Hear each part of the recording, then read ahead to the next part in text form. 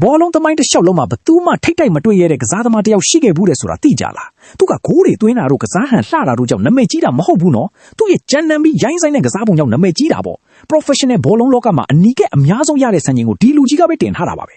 10ကတ်20ကတ်ဆိုတာမျိုးမဟုတ်ဘဲနဲ့အနီးကပ်90ကျော်တောင်ရခဲ့တာပေါ့သူဘောလုံးသမားဘွားတစ်လျှောက်လုံးမှာသူကရန်လိုယုံနေမဟုတ်ဘဲနဲ့ဘသူမှတားမနိုင်တဲ့ကစားသမားမျိုးပါပဲသူကဘယ်တော့မှနောက်မဆုတ်ဘူးဘယ်တော့မှမတွန့်ဆုတ်ဘူးပြီးတော့ဂုံတိတ်ခါတွေနာမည်ကြီးမှုတွေကိုလည်းဂရုမစိုက်ခဲ့ဘူးမက်ဆီတို့ရိုနယ်ဒိုတို့လိုဒန်နာအီလာကစားသမားတွေတောင်သူ့ကိုကြော်ပြီးဘောလုံးဆွဲဖို့ကြိုးစားမယ်ဆိုရင်နှစ်ခါပြန်စဉ်းစားကြမှာပါတိုင်လူကြီးတွေဆိုလဲပွဲစားကလေးကသူ့ကိုမျက်ချေမပြတ်စောင့်ကြည့်နေရတာပရိသတ်တွေကလည်းသူ့နာမည်ကိုဘယ်တော့မှမေ့ကြမှာမဟုတ်ဘူးဘာလို့လဲဆိုတော့သူ့ပါဝင်တဲ့ပွဲတိုင်းကစစ်မြေပြင်တစ်ခုလုံးဖြစ်နေတာကို